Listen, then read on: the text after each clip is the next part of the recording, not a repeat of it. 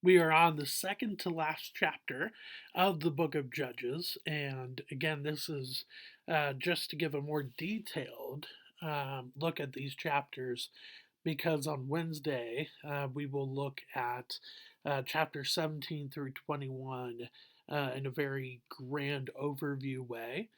So, with that being said, go to Judges chapter 20. Judges chapter 20. And oof, yesterday was a doozy. Yesterday was very, very hard to read. And here it's still not it's still not fun to read, but it's not as dark, I would say. And the Lord does say a couple things in this chapter, which is different from what we've seen before.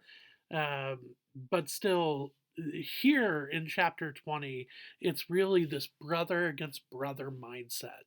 And the fact that these this war between the other tribes of Israel and the tribe of Benjamin, um, which was the tribe where the worthless fellows of Gibeah came from. This war should not happen. It just shouldn't, because they are all from Israel, and yet it does. And so we really want to take a look at why that is and how this could have been dealt with differently. But we will take a look at that. So, Judges chapter 20, verse 1. Then all the people of Israel came out from Dan to Beersheba, including the land of Gilead, and the congregation assembled as one man to the Lord at Mizpah. Congregation doesn't mean church, it just means an assembly. So, in the Greek, for instance, the Greek word for church actually just means assembly. So, in a way, you could think of this and the assembly assembled, which sounds a little funny, but that's what it's getting at. Whereas a lot of the time in our English language, we think of congregation as, especially when it comes to spiritual things like a church, that's not necessarily the case here. Verse 2. And the chiefs of all the people, of all the tribes of Israel, presented themselves in the assembly of the people of God, 400,000 men on foot that drew the sword. So, again, these are soldiers. They are not just uh, random men that are picked out of hat, so to speak. These are soldiers. Verse 3. Now the people of Benjamin heard that the people of Israel had gone up to Mizpah. Now, why is that in parentheses? It's really just to give you the context for this conflict that is coming. The people of Benjamin are not surprised, and they shouldn't be surprised, especially if they have all heard what happened in Gibeah in Judges chapter 19. They should not be surprised for some sort of a response. Um, but this type of response, we'll see. Picking up in verse 3. And the people of Israel said, Tell us, how did this evil happen? And the Levite, the husband of the woman who was murdered, answered and said, I came to Gibeah that belongs to Benjamin, I and my concubine, to spend the night. And the leaders of Gibeah rose against me and surrounded the house against me by night. They meant to kill me, and they violated my concubine, and she is dead. So I took hold of my concubine and cut her in pieces, and set her throughout all the country of the inheritance of Israel, for they have committed abomination and outrage in Israel. Behold, you people of Israel, all of you, give your advice and counsel here. All right, so we sadly have to hear from this Levite man for chapter 19 again, and a couple of things. He does not take responsibility for his failures in chapter 19. And what's interesting is that he does not mention that he is the one that put her in harm's way. He is the one that literally pushed her out of the door to be violated. Um, And then, I mean, don't get me wrong, he is correct in labeling what they did to the concubine as an abomination and outrage. Yes, that is true. And it was definitely those things. Um, but again, he's not, there's no sense of remorse. There's no sense of responsibility on his part for the part that he had to play. And it's just a failure, again, on his part. But you can go more into that with Judges 19. But basically, he sets the setting for them. He sets what is going on, why the tribes of Israel received the 12 pieces of the concubine. And again, just terrifying manner. And now they have a decision to make. What are they going to do? And, well, now they are to decide. Verse 8. And all the people arose as one man, saying, none of us will go to his tent, and none of us will return to his house. But now this is what we will do to Gibeah. We will go up against it by lot, and we will take 10 men of 100 throughout all the tribes of Israel, and 100 of 1,000, and 1,000 of 10,000, to bring provisions for the people, that when they come they may repay Gibeah and Benjamin for all the outrage that they have committed in Israel. So all the men of Israel gathered against the city, united as one man. So they've decided to go against Gibeah, and they will take a pretty sizable force with them, as we've seen with the 400,000 men. Again, I think soldiers. Now, verse 12. And the tribes of Israel sent men through all the tribe of Benjamin, saying, what evil is this that has taken place among you? Now therefore give up the men, the worthless fellows in Gibeah, that we may put them to death and purge evil from Israel. But the Benjaminites would not listen to the voice of their brothers and the people of Israel. Here's what I'll say about this. This actually seems to make a lot of sense on the from what I could tell. They are not trying to go against the whole entire tribe of Benjamin. They are just wanting the Benjaminites, the worthless fellows that we saw in chapter 19 of Judges that live in Gibeah. They want them specifically to judge them and to bring justice upon them. And from what I can see, that is that seems to be a very plausible request, and yet, Benjamin refuses. Now, going back to Jacob, Benjamin is the youngest son of Jacob. Uh, he is younger than Joseph. So, in ancient Near Eastern culture, Benjamin would be seen as very, very low on the totem pole, especially having as many brothers as he did.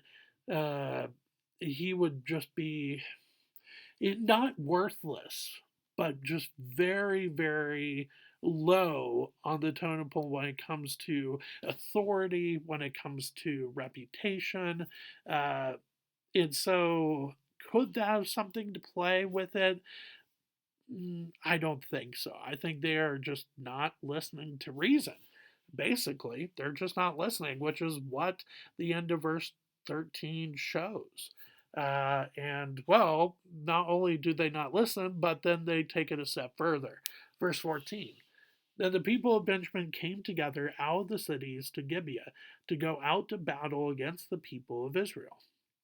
And the people of Benjamin mustered out of their cities on that day 26,000 men who drew the sword, besides the inhabitants of Gibeah, who mustered 700 chosen men. So you have 26,000 soldiers of Benjamin, and then you have 700 soldiers from Gibeah, just specifically.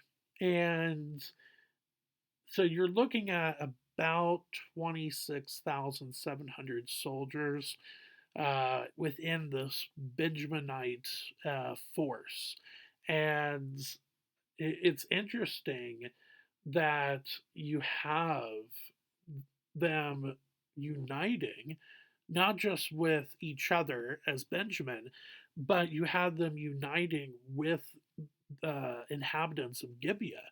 And it could be, I'm not saying that it is, but it very well could be that within those 700 soldiers of Gibeah, you have some of the worthless fellows that are part of that force. I mean, it's just, for Benjamin, it's hard for us to understand why they would unite with these inhabitants of the city that clearly don't see anything wrong with what their own people did to this woman in Judges chapter 19.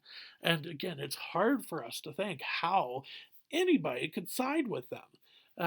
But in a very communal society, which is what this culture was, uh, legacy, family heritage, it means so much.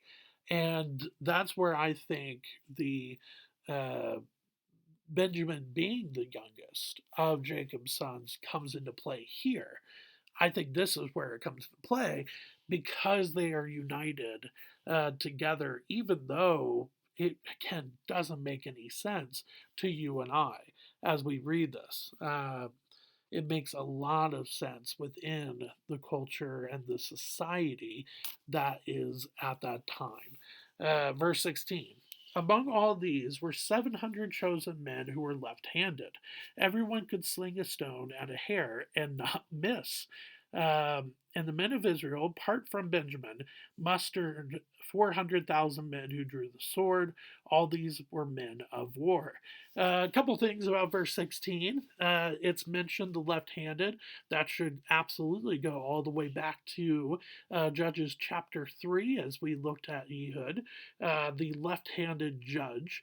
And again, the left handedness here is just to look at them as a special force, basically.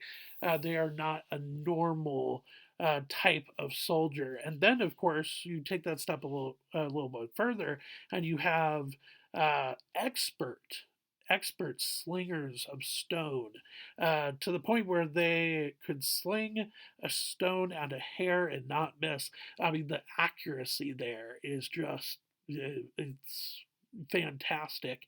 And and even this here, this mention of the sling and stone, if you have been in church, of course, and you have read scripture, it should immediately make you go a few pages forward in your Bible to 1 Samuel chapter 17, where a young boy or a young man, he probably in his teens, uh, by the name of David, takes up a sling and a stone and swings and does not miss with pinpoint accuracy a huge giant named Goliath. Um, definitely, I think you kind of bring that to mind when you read about a sling and a stone in the Old Testament, especially within Israel. It kind of makes you go back to that point. But yeah, I mean, these are no slouches, basically. Yes, there's only 26,700 of them, but they are not going to give up easily, even against the 400,000 soldiers that are coming against them, which is why I think it's repeated in verse 17.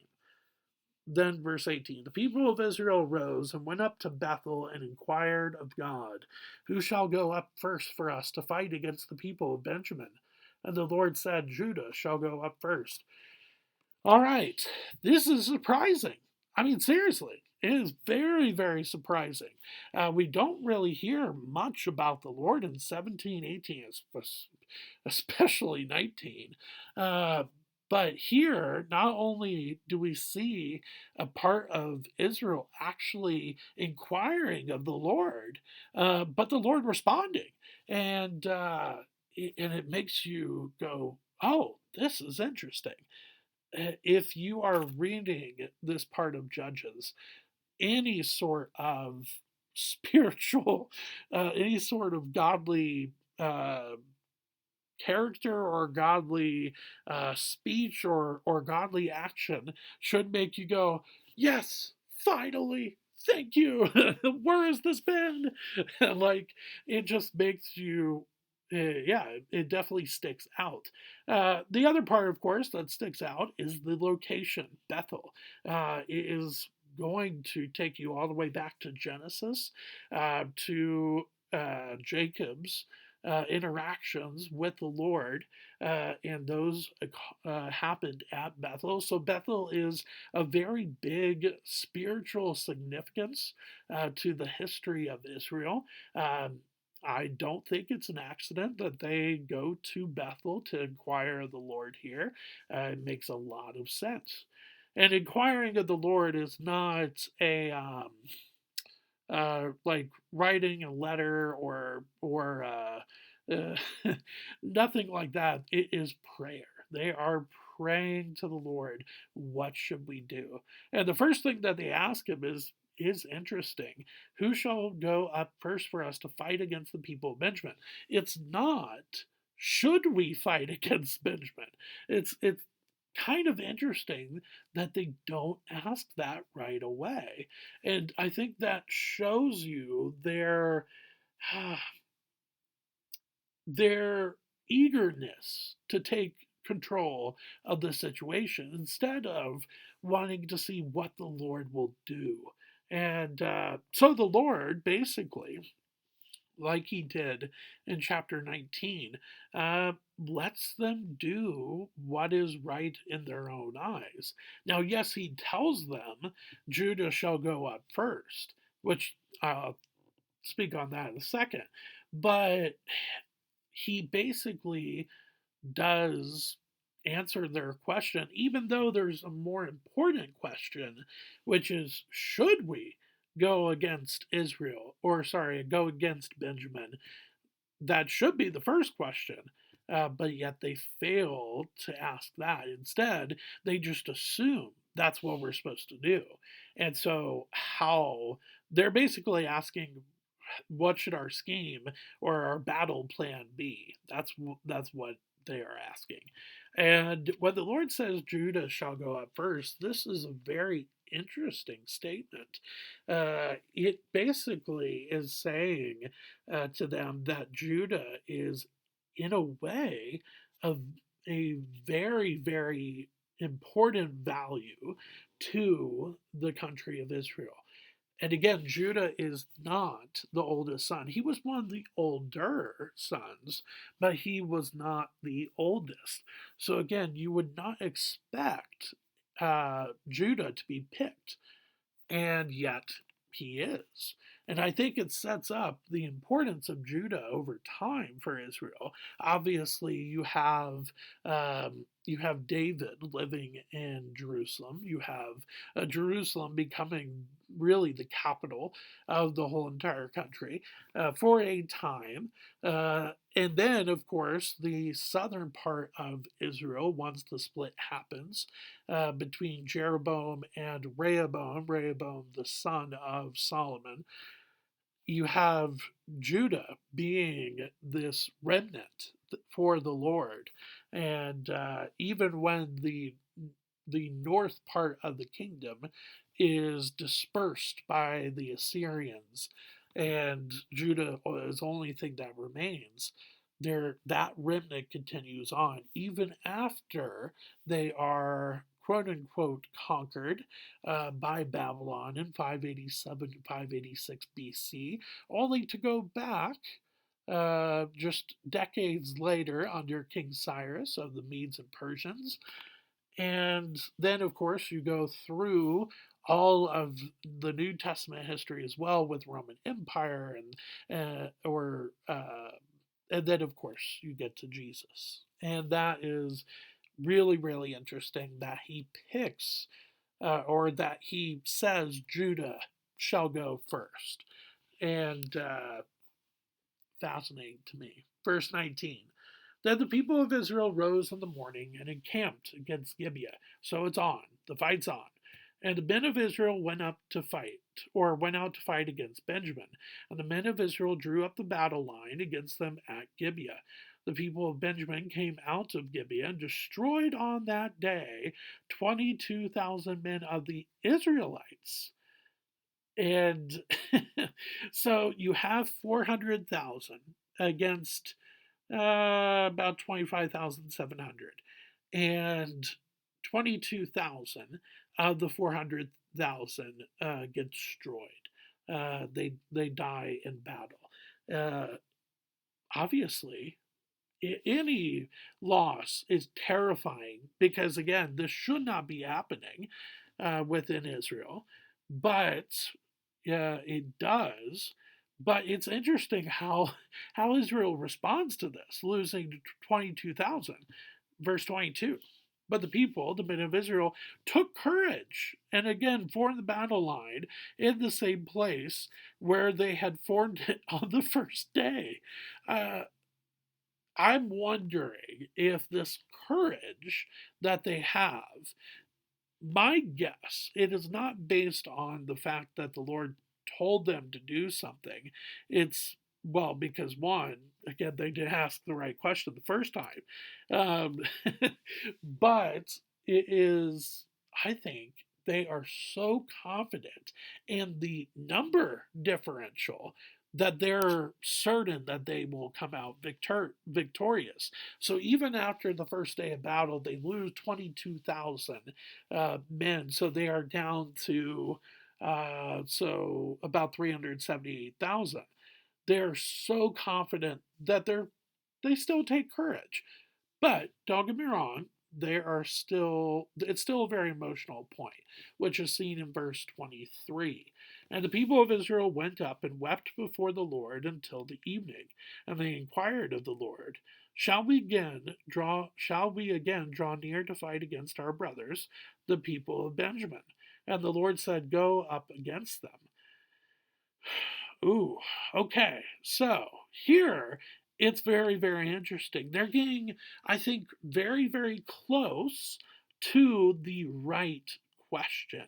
Uh, and uh, and the Lord says, so they finally go, shall we go into battle? Shall we do this thing against the people, against our brothers, the people of Benjamin? In verse, the first time that they asked the Lord about this, in uh, in verse 18, they did not describe them as our brothers, the people of Benjamin. So I think they're starting to get a little bit closer to, is this something that we should even be should be doing? And the Lord does say, go up against them. Now, there is a difference between the question and the response, again, in verse 23 to verse 28. So I will hold off on that until verse 28. So, again, they go out to battle, verse 24. So the people of Israel came near against the people of Benjamin the second day. And Benjamin went against them out of Gibeah the second day, and destroyed 18,000 men of the people of Israel. All these were men who drew the sword. Uh, so now we're at about 40,000 have been destroyed, or 10% of the army is now destroyed. We are down to 360,000, which is still a very big number against only 25,700. Now, it's not mentioned that any of the Benjaminite force has died at this point. Is it realistic to think that none have died at this point? Um, I would say that's probably unrealistic, even though it's not mentioned here. It would be very, very hard to believe that not one of Benjaminites' forces died. And also, it doesn't say in this passage in the first 2 days that none died, anyways. Um, So I think that is a little bit of a leap to say that none of the Benjaminites died in the first 2 days. But still, it's such a small number that it pales in comparison to, it's probably not even 10% of their force, which would, of course, be lower than the 10% of the Israelite force. But now, last time, when they lost 22,000, they still took courage. Here, not the case. Verse 26. Then all the people of Israel, the whole army, went up and came to Bethel and wept. I think that's a very important uh, inclusion phrase here in between. Then all the people of Israel went up. That little inclusion phrase, the whole army. I think that's very important to see that it's not just the leaders that are weeping about these 2 days of losses. It is the entire army. So again, about 360,000 people coming to Bethel and weeping before the Lord. Picking up in verse 26. They sat there before the Lord and fasted that day until evening and offered burnt offerings and peace offerings before the Lord. Okay, that's a huge difference from what we saw with the first two times that they came before the Lord. There was no fasting. There was no mention of offerings. And again, the offerings themselves, as the Lord will show in the Old Testament and that Jesus references in the New Testament, the offerings themselves are not like this magical thing that gets the Lord to forgive them or to do something powerful for them. The sacrifices are in place to show their dedication to the Lord, and especially their dependence on Him and their remorse of their sins to the Lord. Uh, Obviously, as a follower of Jesus, I see the offerings as something that takes our place, that takes our sin upon the animal, and is a sacrifice for us uh, to and to basically save us from our sins. Now, again, as a follower of Jesus, that no longer needs to be done, thankfully, with animal offerings or sacrifices, because we have Jesus, and He is the ultimate offering or sacrifice. And so, just wanted to put that in there. But again, that is a very, very big addition in this chapter. And I think that's why it changes a little bit here when it comes to the conversation and then the Lord's response. Verse 27. And the people of Israel inquired of the Lord, and then we see again a parentheses, parenthetical reference. For the ark of the covenant of God was there in those days, and Phinehas, or some would say Phinehas, the son of Eleazar, son of Aaron, ministered before it in those days. So this parenthetical inclusion is interesting as well. So what this is really getting at is that the Ark of the Covenant, where God quote unquote dwelled, obviously he is omnipresent, or he could be anywhere at once all the time. And or well, he could be anywhere at any time and multiple times. Like, it's just because he is outside of time and space. That is what it means to be omnipresent. But he dwelt or on top of the Ark of the Covenant, in between the two cherubim that were carved into the top of the Ark of the Covenant. Some would call that the mercy seat. And so you have that close by, basically. And so, again, what I think they're getting at is that the Lord is very, very near, He is very close by. Picking up in verse 28, saying, "Shall we go out once more to battle against our brothers, the people of Benjamin, or shall we cease?" That is the important addition here that changes everything.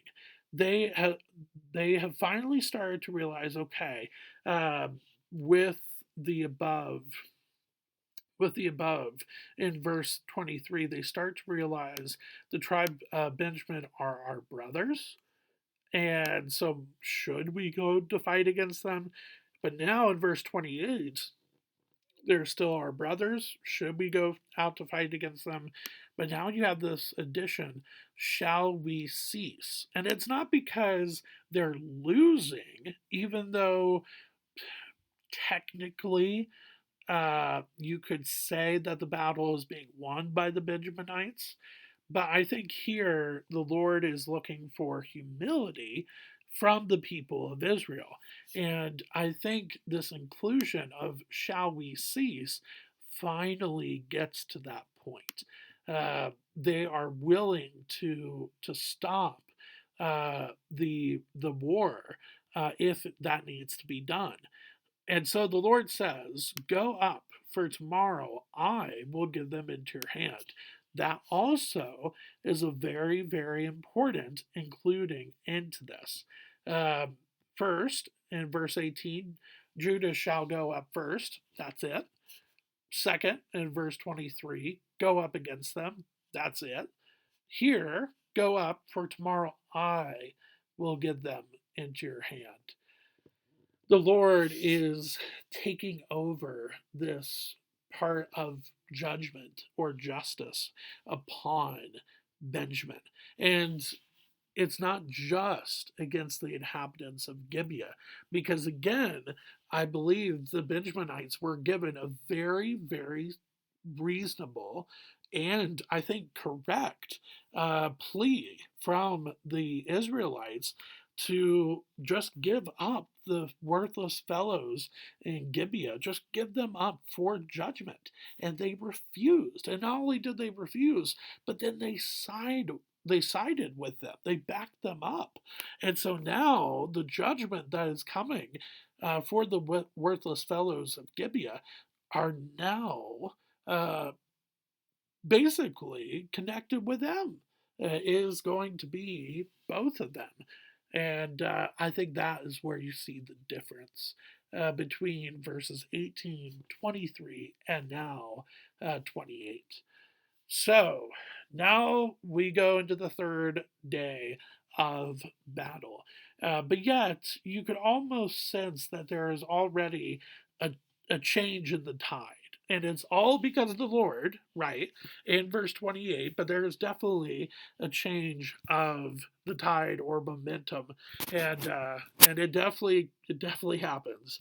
So, verse 29. Now, the tactical part of the rest of this is fascinating. So let's dive into that. Verse 29. So Israel set men in ambush around Gibeah. And the people of Israel went up against the people of Benjamin on the third day and set themselves in array against Gibeah, as at other times. So they're basically giving the appearance that nothing has changed. We're using the same tactics, and well, Benjamin buys it, believe it or not. Verse 31. And the people of Benjamin went out against the people and were drawn away from the city. And as at other times, they began to strike and kill some of the people in the highways, one of which goes up to Bethel, and the other to Gibeah, and in the open country about 30 men of Israel. So now we've had 30 other men of Israel die by the sword. However, this time it is an absolute trap. And again, it is these 30 men that died in battle. They most likely probably knew what was coming for them. because again, it is a trap that is being set. Verse 32. And the people of Benjamin said, they are routed before us, as at the first. But the people of Israel said, let us flee and draw them away from the city to the highways. And all the men of Israel rose up out of their place and set themselves in array at Baal Tamar. And the men of Israel who were in ambush rushed out of their place from Meregeba. Meregeba basically means place west of Geba, or some would pronounce it Gibeah. And there came against Gibeah 10,000 chosen men out of all Israel, and the battle was hard. But the Benjaminites did not know that disaster was close upon them. And the Lord defeated Benjamin before Israel, and the people of Israel destroyed 25,100 men of Benjamin on that day. All these were men who drew the sword, so the people of Benjamin saw that they were defeated. So you have this ambush that is set up to basically draw them out of the city because again there's this appearance that nothing has changed from the first 2 days, and victory seems to be assured again for Benjamin, which is a much smaller force. And so their pride must be welling up, their egos welling up, like they came at us with 400,000, and us with our 25,700 are just, oh, we got this in the bag. Well, no, that is not the case. They fall for it. They come out of the city. They go onto the highways, and the victory is assured at that point for Israel as they defeat 25,100 of 25,700. I mean, it's just a brutal loss for Benjamin. Obviously, much, much more than the 40,000 and 40,030 of 400,000 for Israel. But it's even more interesting because you get a little bit more detail as well. So, continuing in verse 36, the men of Israel gave ground to Benjamin because they trusted the men in ambush, whom they had set against Gibeah. That's probably referencing the 10,000 chosen men out of all Israel in verse 34. Again, they make it seem like it is they are failing to get them out of the city. Verse 37. Then the men in ambush hurried and rushed against Gibeah. The men in ambush moved out and struck all the city with the edge of the sword. Now the appointed signal between the men of Israel and the men in the main ambush was that when they made a great cloud of smoke rise up out of the city, the men of Israel should turn in battle. Now Benjamin had begun to strike and kill about 30 men of Israel, which we had already seen before. They said, surely they are defeated before us, as in the first battle. But when the signal began to rise out of the city in a column of smoke, the Benjaminites looked behind them, and behold, the whole of the city went up in smoke to heaven. Then the men of Israel turned, and the men of Benjamin were dismayed, for they saw the disaster was close upon them.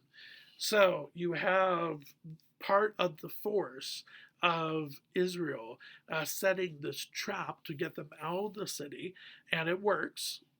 They do lose 30 men in the process, but it works because they get them out of the city. And once the people are out of the city, the rest of the force, most likely the main force, goes in to attack the city of Gibeah, and it falls. And when it falls, that is just this grand signal to then turn the ambush, to turn from fleeing and to attack Benjamin, because Benjamin or the rest of the Israeli force is going to come out of the city that has fallen and will basically, will entrap the Benjaminites in the middle, which is what we see. And of course, that being flanked basically causes dismay and causes a lot of doubt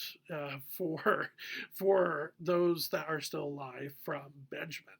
Verse 42. Therefore, they turned their backs before the men of Israel in the direction of the wilderness, but the battle overtook them. And those who came out of the cities were destroyed, were destroying them in their midst. Surrounding the Benjaminites, they pursued them and trod them down from Noha as far as opposite Gibeah on the east. Noha, by the way, actually means resting place in Hebrew. Uh, Ironic because that is definitely not the case here. Uh, but yeah, it's just this extremely well thought out plan and scheme, and well, uh, battle plan. Yes, battle plan that works. Verse 44: 18,000 men of Benjamin fell, all of them men of valor, and they turned and fled toward the wilderness to the rock of Rimmon. 5,000 of them were cut down the highways, so we're up to 23,000, and they were pursued hard to get them, and 2,000 men of them were struck down, so 25,000. So all who fell that day in Benjamin were 25,000 men who drew the sword, all of them men of valor.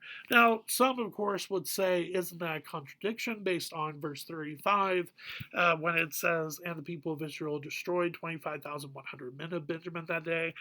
Um, I don't see that being the case when you were talking about historical. When we're talking about historical battles, it's very, very hard to get exact numbers. Um, Now, with more modern day battles, you might be able to get closer, but even then, it's hard to get exact numbers.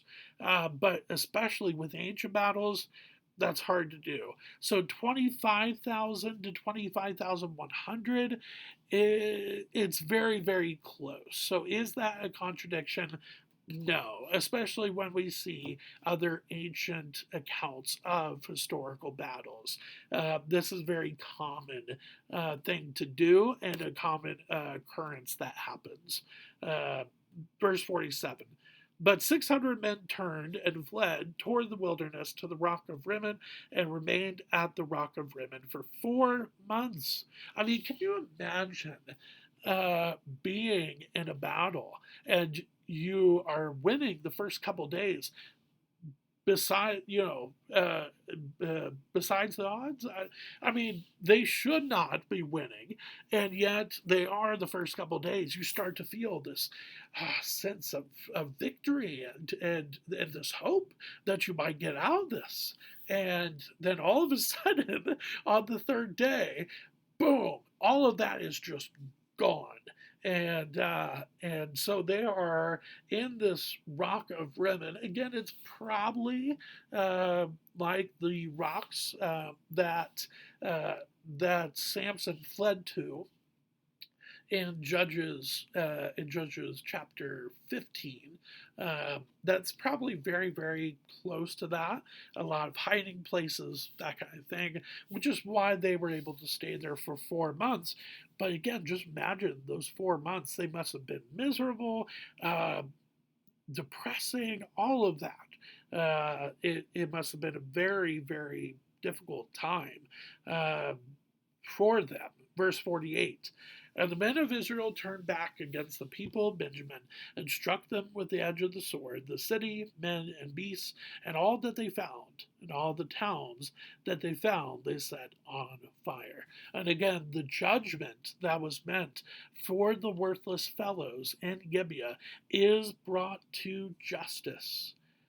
The city of Gibeah falls and it is destroyed, and the men of it. Now, that should have been the only part of it, not even the city, just the worthless men of the city, and and the people of Israel tried to go that route, did not work, and so therefore, because of the stubbornness and the refusal of Benjamin, they are now basically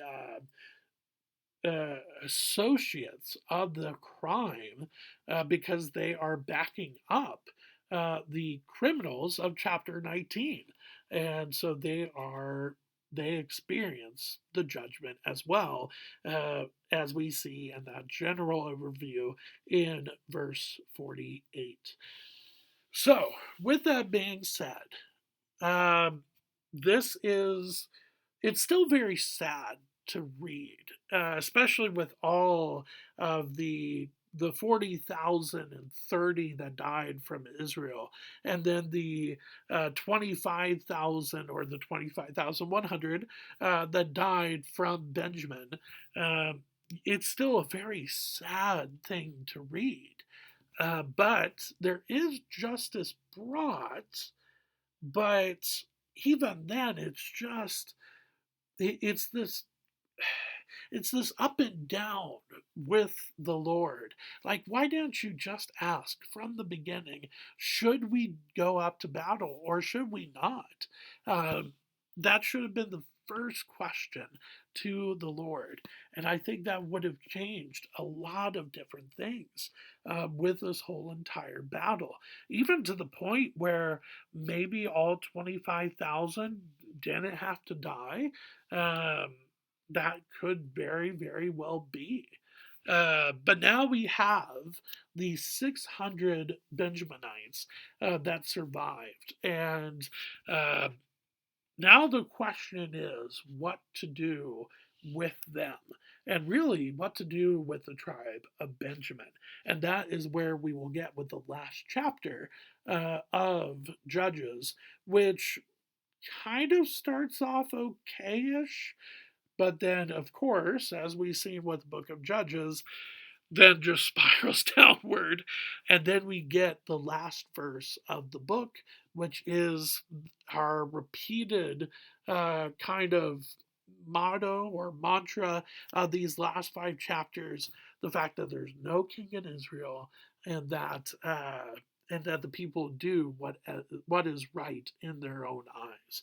But here it is all about brother turning against brother, because again they all go back to the line of Jacob, and and sadly, because of the stubbornness and the stubbornness of Benjamin, because of the lack of spiritual insights, or the lack of spiritual guidance per se from Israel, really for the whole book of Judges. I mean, it just gets out of hand when it really shouldn't have. And I think that is kind of the main point of this chapter. So, with that being said, thanks for spending a little bit of time with me today as we travel through Judges chapter 20. And tomorrow we will wrap up our look at Judges 17 through 21 with chapter 21, and then get ready to do a general overview of those five chapters on Wednesday night at 6:30, right here at Broadman. But thank you once again for spending a little bit of time with me. I will see you tomorrow as we wrap up Judges chapter 21. Thanks.